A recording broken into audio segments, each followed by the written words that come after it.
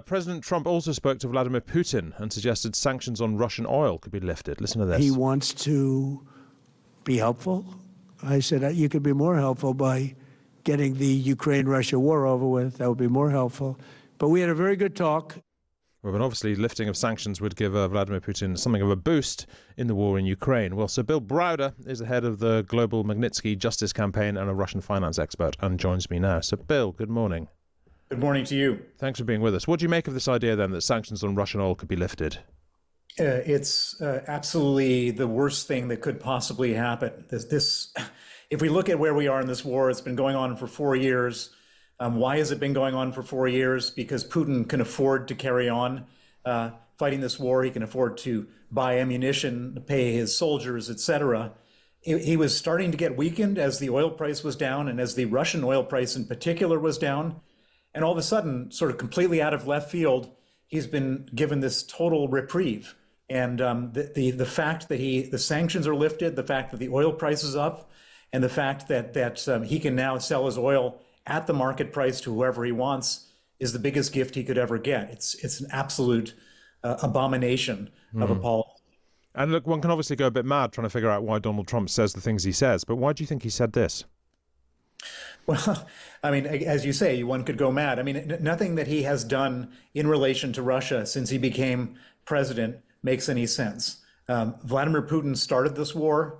Ukraine is defending this war. His attack on Zelensky in the Oval Office didn't make sense. His suspension and withdrawal of any military aid to Ukraine doesn't make any sense. His determination to try to push Ukraine to surrender and give up territory that they didn't lose militarily doesn't make any sense. The fact that Putin was giving the Iranians targeting information to kill American soldiers and there's no response to that doesn't make any sense. I mean, his entire approach to Putin and to Russia doesn't make any sense, and except if you look at it in the prism of business, and they've been Trump and all the guys around him have been very explicit that they basically want to just get down there, do a bunch of business, make a bunch of money, and I think that they view Ukraine as a thorn in the side of that plan. Yeah, indeed. I mean, the status of peace talks between Russia and Ukraine, do you feel that the US has lost interest? Because Trump has lost interest because it just got too difficult? Well, there were never any peace talks for the simple reason that Vladimir Putin doesn't want any peace. Why doesn't he want any peace? Because he needs the war in order to stay in power. If he didn't have a war, the Russian people would say, why are we so badly off after 25 years of dictatorship? You know, we don't really like you.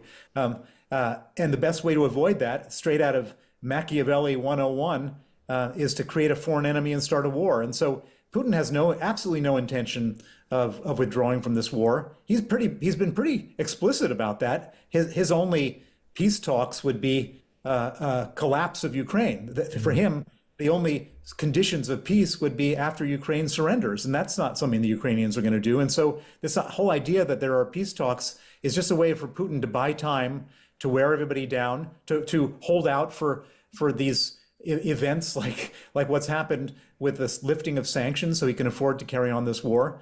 And I mean, if anything, if Donald Trump wanted peace, he would keep the sanctions in place and he would put more sanctions on Russia. Well, so I mean, the hope for Putin at the moment has to be that the various sort of shocks to the oil industry and the energy industry caused by the conflict in the Middle East mean that Europe turns once again to Russia to buy oil and gas and becomes keen to make peace on that front. How should Europe stand firm against that? Well, at the end of the day, Europe is in a very bad position, as is the rest of the world. If the Strait of Hormuz is closed, if the Middle East can't supply oil, the Strait of Hormuz is responsible, I should say the Middle East is responsible for 20% of the oil going through the Strait of Hormuz.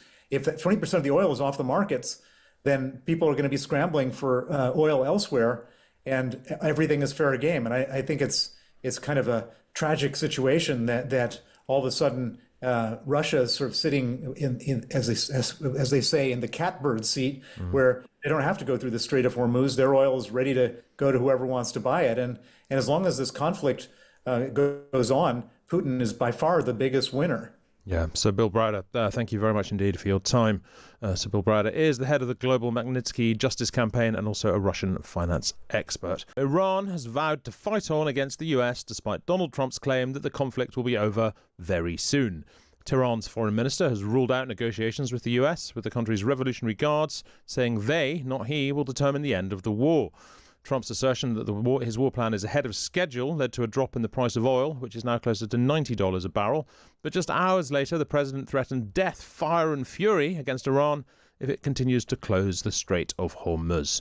Well, I'm joined now by Tom Rivers, a former correspondent for ABC based in London. Hello, Tom. Good afternoon, Hugo. Thanks very much indeed for being with us. Look, so Donald Trump says that his war plan is ahead of schedule, as I just said. Do you have any idea what that plan is? Well, again, we all kind of watch. We're all on the bus. We're not in the driver's seat. We're watching this thing unfold. I think from the figures of yesterday, over 3,000 targets had been hit. You can look at this through, if you will, a military ocular and saying, yes, 51 Iranian Navy vessels have been hit. Countless missiles, flights have been hit.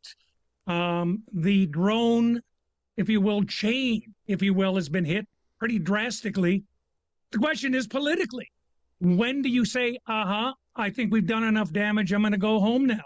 And of course, as you say, the metric of oil, the spectra of oil rising around the world is something certainly to be countenanced. So we are where we are. If this thing does in fact end, according to Trump, within maybe 10 days, it'll be in the rearview mirror when we hit the midterm elections in November.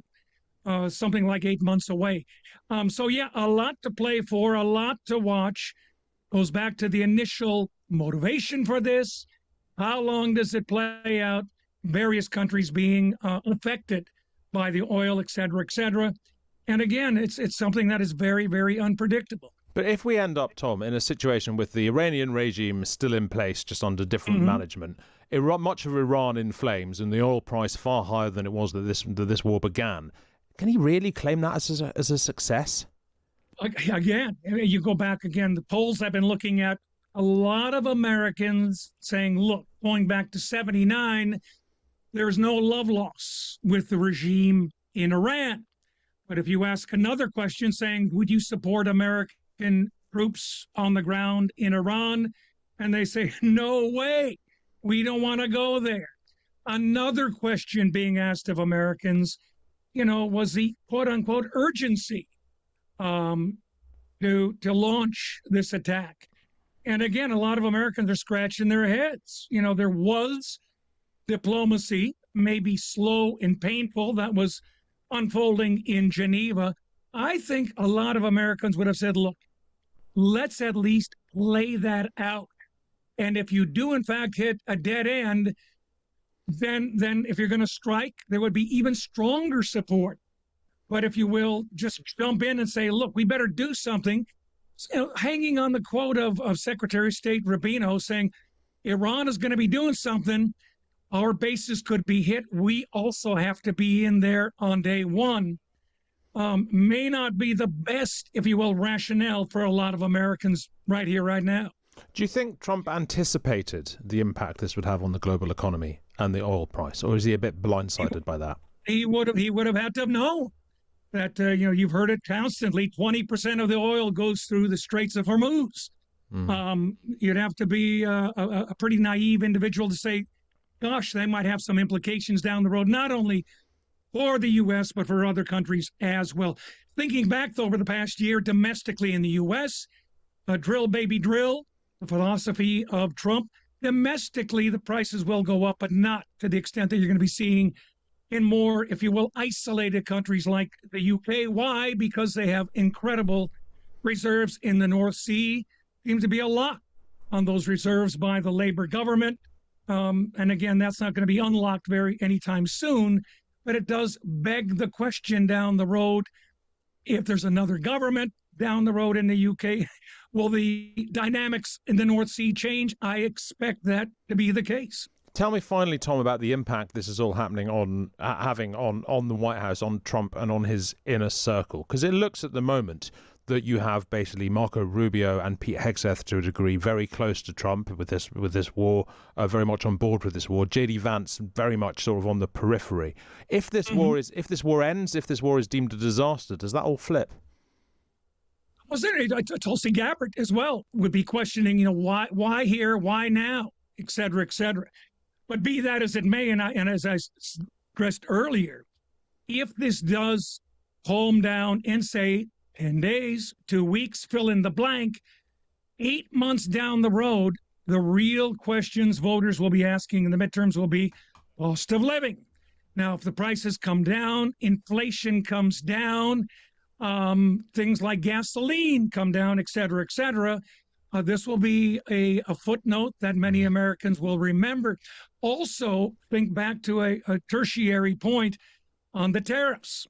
It looks like Trump still wants to give American taxpayers something in the neighborhood of $2,000 per tax filer as a sweetener, and a lot of Americans will go, "That's pretty good." Yes, we're gonna vote for these guys, the Republicans, in the midterm. So we'll see how that plays out. Tom Rivers, thank you very much indeed. Tom is a former correspondent for ABC based in London.